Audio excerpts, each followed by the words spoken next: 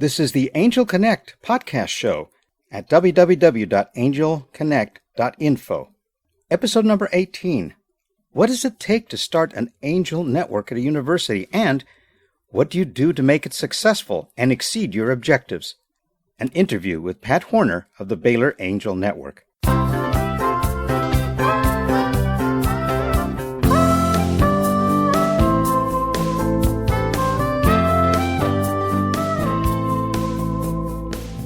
In this episode, Hall Martin of the Austin Angel Networks talks to Pat Horner from the Baylor Angel Network. He discusses not only the three objectives that they had when they wanted to start this particular angel network, but they also talk about how they got the students involved and how they got the students to manage quite a bit of it. Also, you'll be in this audio episode listening to something they call the Affinity Fund and how they got that started. And most of all, you'll see how they exceeded their goals from $1 million to actually $9 million of investment. So let's listen to this particular interview over the Skype network conducted by Hall Martin as he talks to Pat Horner about the Baylor Angel Network. Let's listen in. This is Hall Martin. I'm with the Angel Connect program, and today we're with Pat Horner, the board member of the Baylor Angel Network. Pat, thank you for joining us. You're welcome. Great. And Pat, you're one of the founding members of the Baylor Angel Network and wanted to learn more about the Baylor Angel Network and why the group started it and what you hope to achieve. Can you give us a little bit of history there about how it came about, and let's talk more about where it's going. Sure. One of our Baylor alumni who was in a golf tournament with Scott McNeely, the former chairman and CEO of Sun Microsystems, and Bob Bruton, our Angel chairman, asked Scott, how did you come up with the name Sun Microsystems? And after an interesting conversation, Scott basically said it was the Stanford University Angel Network. As soon as Bob got off the course, he called the dean of the business school and said, we got to start an angel network. Just imagine if our angel network at Baylor could have an investment in a company like Sun Microsystems, we could do a lot of good for the students, the university, and the angels. And so we put a steering committee together and with 5 or 6 members. Hall was a part of that. I was a part of that. Handful of others. And we put together some goals and objectives to allow us to have a target to shoot at. Well, that's great. I understand Baylor's got quite a nice angel network there. How did you go about forming it? Well, we set up 3 primary goals. Our first goal was to create a superior educational opportunity for the students. We, secondly, wanted to make money for the angels. And third, we wanted each of the angels to give back a portion of the profits to Baylor. So with those 3 goals as our cornerstone goals, we set about putting together a board and a faculty advisor to kick off our network and to begin scouring the countryside for deals. Strategically, Baylor's entrepreneurship program is ranked 2nd or 3rd in the nation, depending on how you look at it. We think over time, those entrepreneurs are going to be successful, and a number of them may want to get some funding from the Baylor Angel Network. In fact, we've already funded a couple of Baylor graduates and have great expectations in their entrepreneurial ventures, and we have great expectations for their work. So we're trying to get, I guess you could say a 4th goal is we're trying to get at the intersection of young entrepreneurs from Baylor needing capital and the Baylor Angel Network providing that capital. I understand Baylor also uses students as part of the educational process or part of the angel process as well.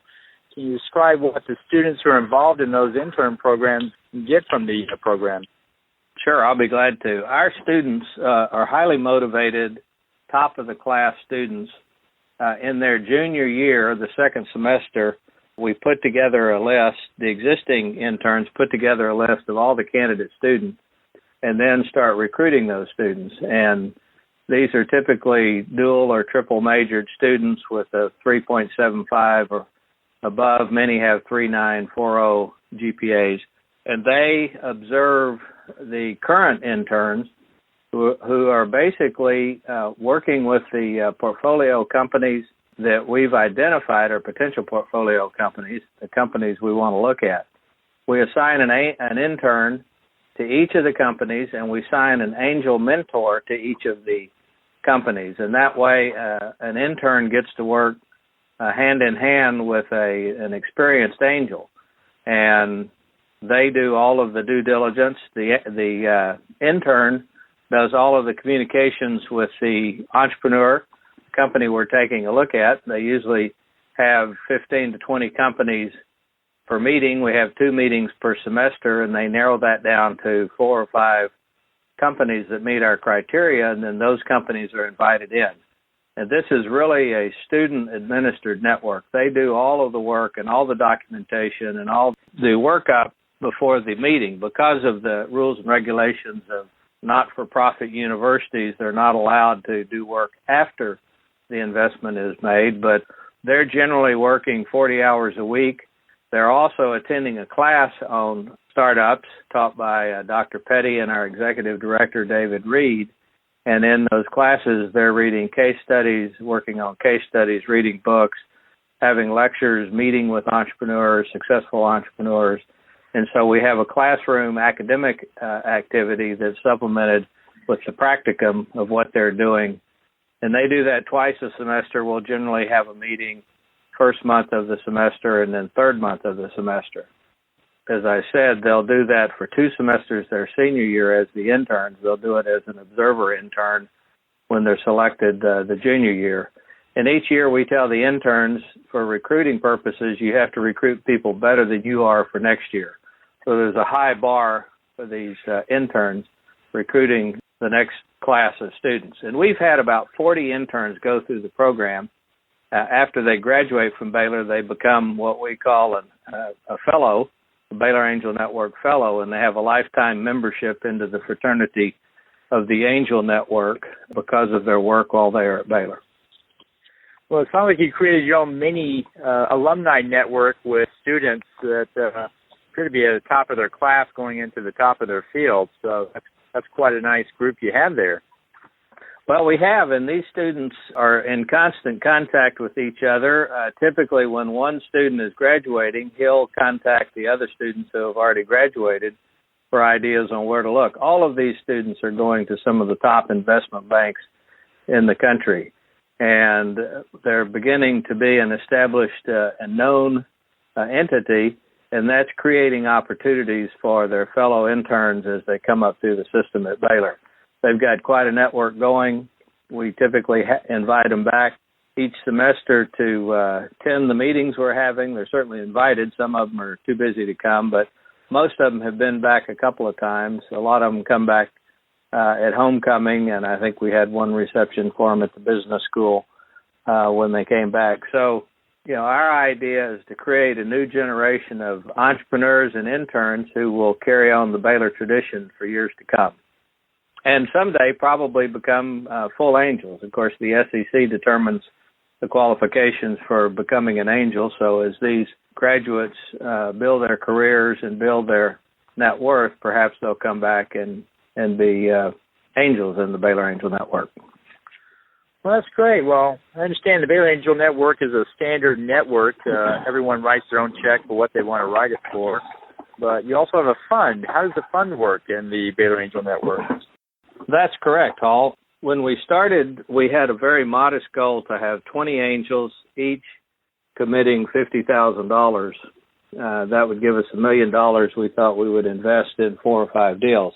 What we found as we started signing up angels and looking at deals is we found a lot of people who said, I don't know anything about this field and about angel investing, but I'd like to allocate, and we love the idea of investing in deals and making money and writing checks back to Baylor. So is there a way we can participate? So we set up a fund, which we call the Affinity Fund, and it's essentially a sidecar fund where people who are interested in investing in this asset class have the opportunity to do so. And there's a 5-person board comprised of Baylor Angels who look at the deals and then take the deals to the members of the fund, and they vote on it, and then they invest typically side by side with the Baylor Angels, but they might be the only ones on a deal that they particularly like. Well, that sounds great. So you've accomplished quite a bit so far. What's what's left to accomplish for the Baylor Angel Network? What do you see coming up next? Well, we have a lot to accomplish. We've grown past our goal of 20 angels investing $50,000 each. We're currently north of 53 angels. We've got about $9 million invested, and that far surpasses any of the meager goals we established when we started it, sort of not knowing exactly what the future would behold. But as the entire landscape of venture investing changes, both the relationship to traditional angel investing, where we've gotten involved in the Angel Capital Association, which is the U.S.-wide association for angel investing. We've got to forge a relationship with the Venture Capital Association and other venture capital organizations. We've got to think about crowdfunding and the implications that has on our traditional markets. And probably most importantly, we've got to improve and perfect our exits. As you know, it generally takes 5 to 10 years in today's market to exit one of these angel investments. And so we've been at it now for 6 years. We've been in the build-up phase doing our investments in our 38 companies.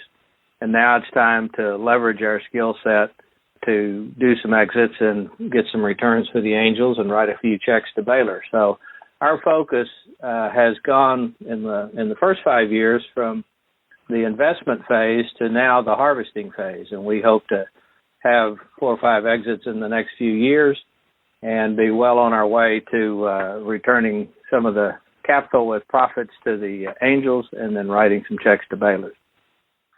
Well, that sounds great. Well, one last question is, what do you think the impact on the university itself is to have an angel network as a part of the program?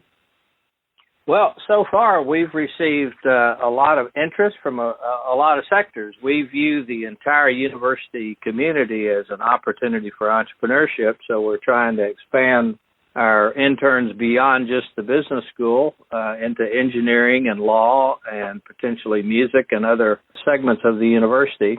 In terms of getting alumni involved, we have now about 53 alums and 40 interns who are much more involved in the university activity than they have before. Most of the angels have gotten involved in other programs where they're participating with their time and their resources. So I think it's a terrific way for the university to achieve more significant involvement as people find an avenue for contributing to the university through the Angel Network, and also in the financial contributions that come as a result of people just being involved, whether it's through their direct time and resources or whether it's through the profits we make in the Angel Network. Well, it sounds like a great way for the alumni to connect back into the university. It's a great give back to the students. It's a great way to network with other peers, and it's a great way to give back to the university as well. It sounds like a good model for other groups to follow. Well, we think it is. When we started, there were just a handful of us. We were literally a startup, and we were all giving sweat equity and energy to try to get it off the ground. We got it off the ground, raised some money, started charging dues to be a part of it, started charging companies to participate in showing us their companies, and have had some educational fundraisers. And we hired a full-time director. We now have some paid student interns. And so 5 years from now, if we thought we were going to be $1 million of investment at this point in time and we're $9 million, it's kind of hard to project that math onto the next 5 years. But we think we'll look very different, but accomplishing the same 3 objectives, or at least aiming for the same 3 goals that we have right now. So we're very excited about it, and we look forward to bringing many new faces from the Angel community into our network and to expanding our collaboration with other university networks around the country, and hopefully have some exits to point to with pride. Well, I know it says one final question, but I do have one more question. If somebody wanted to start an angel network at their university, what words of advice or wisdom would you give them about starting it? Well, it's the same advice Notre Dame gave us when we were talking to them in the early stages of our formation, and that is figure out your strategy and figure out what you want to achieve, and the rest will fall into place. And that's exactly what happened for us. Once we settled in on our 3 goals and objectives, we had a pretty good indication of where we needed to go, and it was easy to build the platform underneath each of those pieces of the strategy. So I say get your strategy nailed down, and the rest will follow. Well, that sounds great. Well, thank you so much, Pat, for sharing your information about the Baylor Angel Network, and hope to have you back on Angel Connect again soon. You're welcome. Thank you, Hall.